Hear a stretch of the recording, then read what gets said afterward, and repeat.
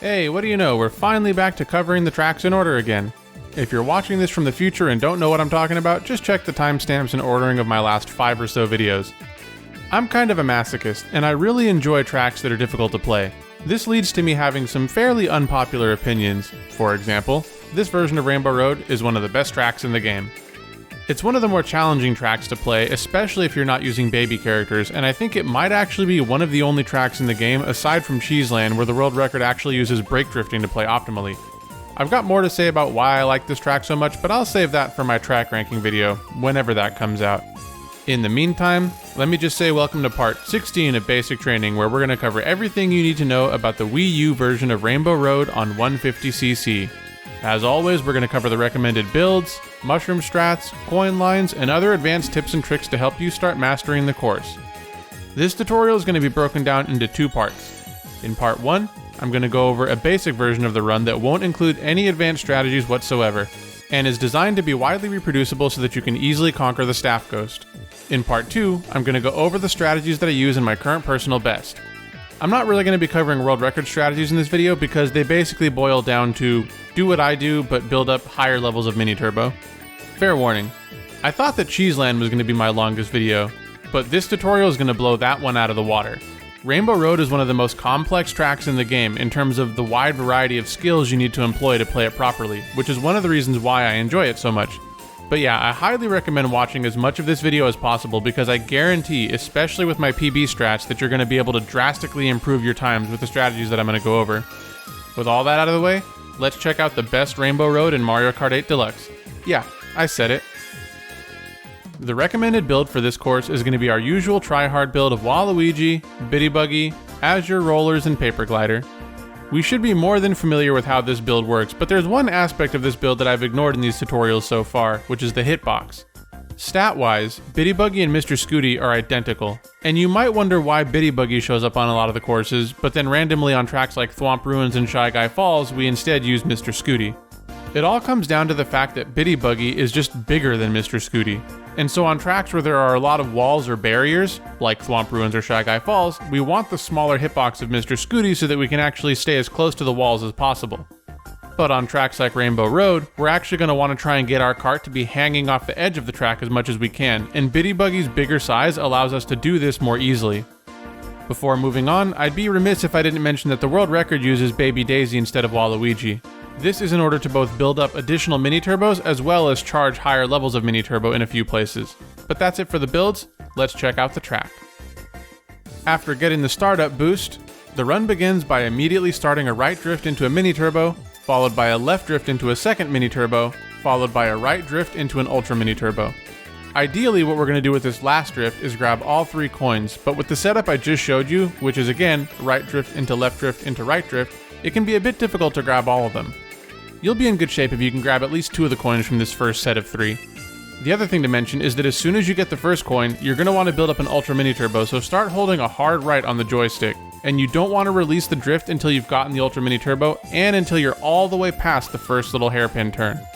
If you release your Ultra Mini Turbo too early, then you'll have to either brake or hop to quickly adjust your alignment, otherwise you'll fall off the track. To finish up this first part of the track, after releasing your Ultra Mini Turbo, immediately start a left drift and grab the 2 coins. By the time you get to the glider ramp, you should have a Super Mini Turbo built up, so release and then trick off the glider. It should probably go without saying, but there's a lot happening in that first 13 seconds that we just covered. The first 2 mini turbos we built up aren't absolutely necessary, but it's not super hard to learn how to do them, so there's no reason not to learn. By far though, the trickiest thing to do is grab all 3 of the coins around that first hairpin turn. The nice thing is though that there are quite a few coins we can grab as backup, so missing 1 isn't going to be the end of the world. Oh yeah, all this is going to be totally different when we start going over my PB by the way, so hope you're looking forward to that.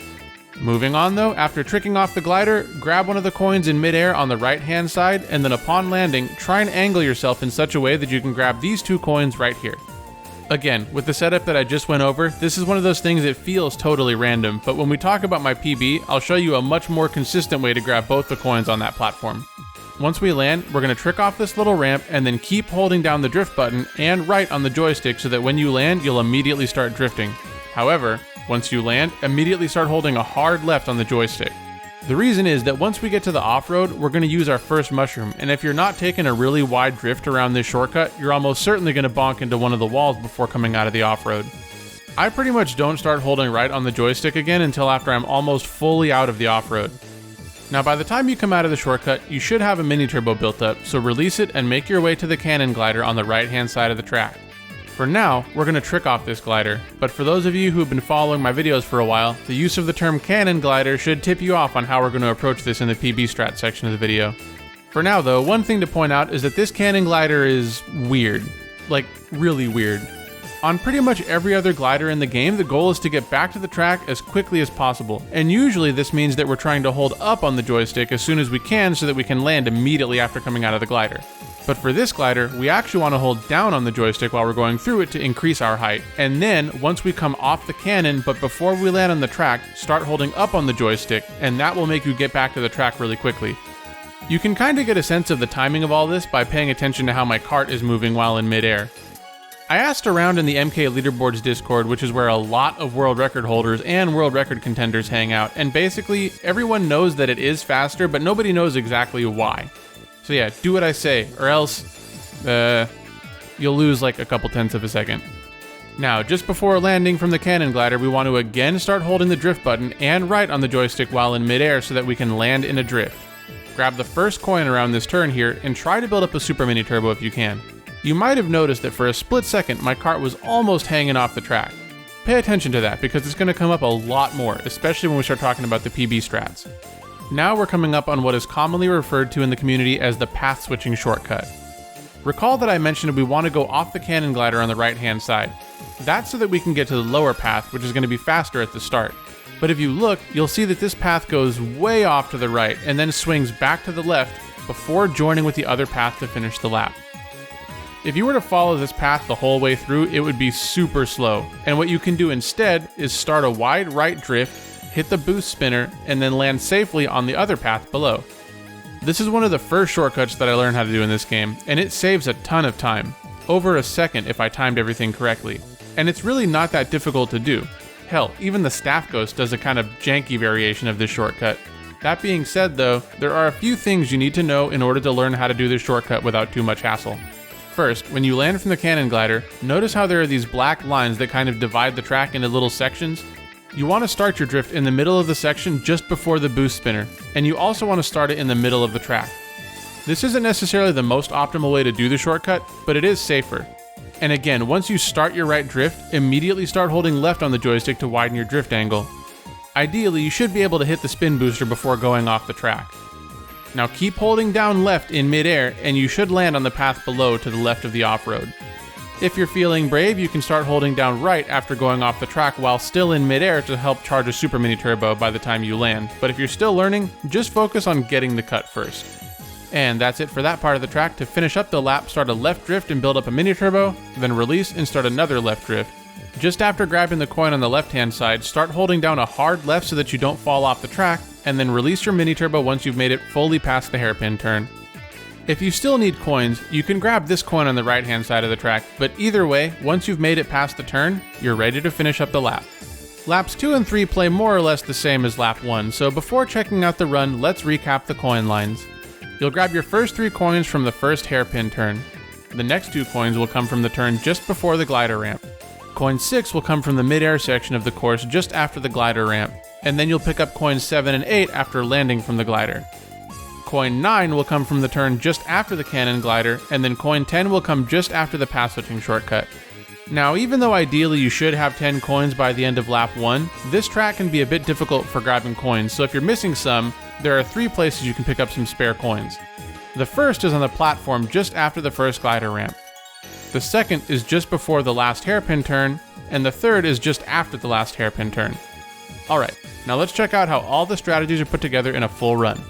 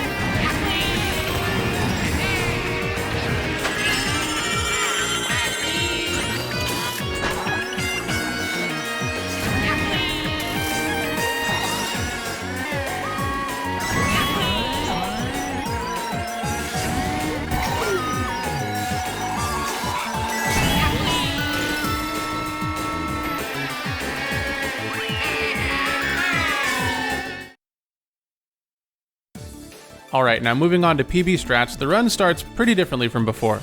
Hold down the item button when the countdown begins so that you'll use your mushroom as soon as the run starts. Then, just like before, do a right drift and build up a mini turbo. However, instead of releasing into a left drift, we're going to release into a left hop into a left drift to build up the next mini turbo. Once we build up that mini turbo, release into a right hop into a right drift. This setup is pretty different than what we did in the level 1 version of the run, and there are a couple reasons why it's beneficial. As you might have gathered, it helps us take tighter lines around the turns, which is going to help us save a little bit of time. But the other nice thing about this setup is that it makes it more or less free to grab all 3 coins from the first hairpin. Now the way that you're going to want to do this though is by brake drifting after grabbing the second coin. What this means is that while you're in the middle of your drift, hold down the brake button for just a little bit. Not only will this make it easier to grab the third coin, but it also helps us take a super tight line around this turn. Notice, for example, that when I release my Ultra Mini Turbo, I'm almost hanging off the right-hand side of the track. This will be something we come back to a bit later on in the run. For now though, just to recap, start the run by using a mushroom and then do a right drift to build up a mini turbo around the first turn. Then do a left hop into a left drift, followed by a right hop into right drift, building mini turbos on each turn. Grab the first 2 coins and then hold the brake button for just a little bit and finally release the drift as soon as you build up an Ultra Mini Turbo. Now after releasing your Ultra Mini Turbo, you want to start a left drift, but don't start it right away, otherwise it's going to be a bit more tricky to grab the next 2 coins. You should be able to build up a Super Mini Turbo around this turn, and what you're going to want to do is release it and immediately start a right drift. Keep holding down the drift button off of the glider ramp and hopefully you'll have built up a mini turbo, which will get released automatically. You really need to have a decent handle on soft drifting to make this work though, because if you do a hard right drift off the glider, it's going to again make it trickier to grab the coin in midair here. Now as you probably already know, again if you've been following my videos for a while, this glider mini turbo strat is sometimes referred to as glider vectoring. And it's faster than just tricking off the glider. But another benefit to doing this is that because we're going off to the right of the glider, it sets us up pretty nicely to grab the 2 coins after landing on the platform. To do this, make sure that after you go off the glider, you hold down and left just enough to grab the far right coin in midair. Keep holding that angle until just after you grab the coin, and then start holding up on the joystick to fall back onto the track and grab the 2 coins. Fair warning though, you're going to have to practice this a lot until you get it. It's a lot trickier than it looks, and I don't think it even looks particularly easy in the first place. Once you grab the 2 coins, trick off the ramp and shroom through the shortcut just like before. All of the more recent world records use Baby Peach or Baby Daisy for this track, and the most recent version of the world record that uses Waluigi would take a slightly wider line to hit the first orange boost ramp. But I've found that to be slower than just maintaining a tight line around the whole mushroom cut and then releasing your mini turbo as soon as possible. And now we're coming up on the cannon glider, and again, if you've been following my videos for a while, you should know that whenever we have a cannon glider, what we want to do is hop just before we get to it so that we land on top of the glider ramp. I go over this in detail in my advanced strats video, but for the short version, this little piece of tech causes your glider to come out more quickly, which saves about 1/10 of a second over tricking off the glider. This strategy is called fast glider, and like I said, it's used whenever we come up on a cannon glider. The thing is though, that this particular ramp is angled in a really weird way, which makes it probably one of the most difficult fast gliders to get, especially when you consider that oftentimes you'll have an orange boost ramp right in front of it that might mess up the timing.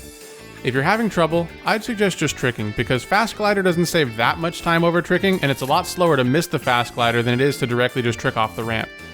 The rest of lap 1 plays out pretty similarly to the level 1 version, except for the very last hairpin turn. We're going to want to brake drift here to take a super tight line around the turn, but there's a little setup that I found that might help you out a bit. Once we land from the path switching shortcut, I like to do a left hop into a left drift to build up a mini turbo before the paths join back up again. Then start a left drift, and just after you pass the first coin, the track barrier on the left will go away. This is your cue to start holding a hard left on the joystick just like before. Your cart should start hanging off the left side of the track a little bit without falling off, and it's at this point that you want to start holding down the brake, because what will happen is your cart is going to start being flung way off to the right hand side of the track like we saw in the level 1 version of the run. And so what you want to do is preemptively hold the brake, again though just for a split second to make sure and keep your cart hanging off the track as much as possible. Then release your Ultra Mini Turbo as soon as it's built up to finish the lap. We're actually going to do something similar for the first hairpin turn on lap 2. Trust me when I say that after starting the right drift just before the hairpin turn, you can more or less hold a hard right on the joystick and you will not fall off, even though it looks like you're going to. Again though, you're going to want to hold the brake button here for just a split second to make sure that you keep your cart hanging off the track as much as possible. One more thing to point out about all this hanging off the track business. This isn't one of those, this strat is going to require a ton of practice and saves like 0.05 seconds kind of deals. Here's a comparison between two older PBs of mine, one of which hits the turn more or less correctly and the other one that does not. It's probably pretty difficult to tell that there's any difference at all between how they hit the first hairpin turn, but the one on the left actually lost about 0.2 seconds just off of that one turn. And again, I wouldn't even say that I hit the turn that badly there. So just imagine how much time you can lose from not doing this strat at all. After coming out of the first hairpin turn and releasing our Ultra Mini Turbo, we're going to immediately start a left drift and then soft drift around this whole turn to build up an Ultra Mini Turbo to do the glider vectoring. In my opinion, this is probably one of the most difficult things to consistently execute on this track, at least with the Waluigi build. The unfortunate thing here is that there's really not a consistent setup beyond what I've already told you. The only other thing I can really mention is that you're going to want to hold this soft drift well into the straightaway just before the glider, and even then you probably won't build up the Ultra Mini Turbo until after going off the glider. But even if you only get a Super Mini Turbo, it's still faster than tricking, and only loses you about a tenth of a second or so compared to the Ultra Mini Turbo version. There is one caveat here, which is that if you're feeling particularly spicy, you can start holding a hard left drift angle to help you build up the Ultra Mini Turbo before the glider, and then just use motion glider strats to get back onto the track. The thing is though, I have kind of a moral aversion to using motion glider in my time trials, so I avoid going for that here. But hey, you do you. After the glider, the last thing we need to talk about is the mushroom cut. You might have noticed that we used 2 mushrooms on lap 1, which only leaves us 1 more to use in the rest of the run. So why would we want to do that when we've already got a shortcut spot that we can use the mushrooms in? Well, one thing I haven't talked about yet is the red and green conveyor belts. The red belt moves against you, which is going to slow you down, and the green belt moves with you, which speeds you up. After a set amount of time, the belts switch sides. And this pattern operates on a global cycle, meaning that the side that each belt is on is going to be the same at the same time every time you run the track. Now the benefit of using the mushroom at the start of the run is that it gets you going to top speed as quickly as possible. The obvious drawback is that you can't then use your mushroom to take the shortcut on all 3 laps. The thing is though, this shortcut really doesn't save that much time, especially if the green conveyor belt is on the inside of the turn and you take a tight line around it. In this case, the shortcut saves so little time that the starting mushroom is actually more beneficial than taking the shortcut. Okay, we are officially done covering all the PB strats, and I know that was a lot of information to take in, but let's check out a full playback of my current personal best. And pay close attention to the hairpin turns so that you can get an idea of how the brake drifting is supposed to sound.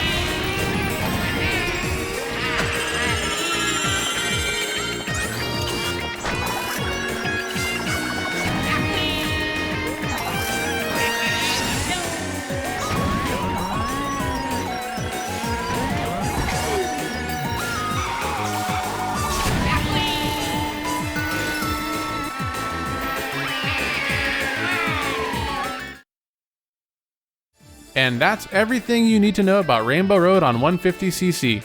Honestly, I didn't think I'd be putting a longer video together than my Cheeseland tutorial so quickly, but I guess here we are. I really love how complex this track is though, and it's the main reason why this is one of my favorite tracks in the game. In my opinion, this is probably the track where it's the easiest to differentiate between more casual players of the game and the people who actually know the strats.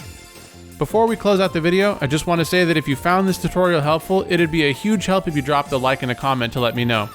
I'm particularly interested in hearing how much time you were able to save from the strats that I went over here. This type of thing not only lets me know that you're enjoying the content, but it also lets YouTube know to try and recommend my videos to other racers who might be looking for tips and tricks on how to improve. Also, I do release a new video every week, so consider becoming a subscriber and hitting the notification bell if you want to stay up to date with my latest content. Thank you very much for taking the time out of your day to do some basic training. I know it was a particularly long one this time, and as always, I will see you in the next video.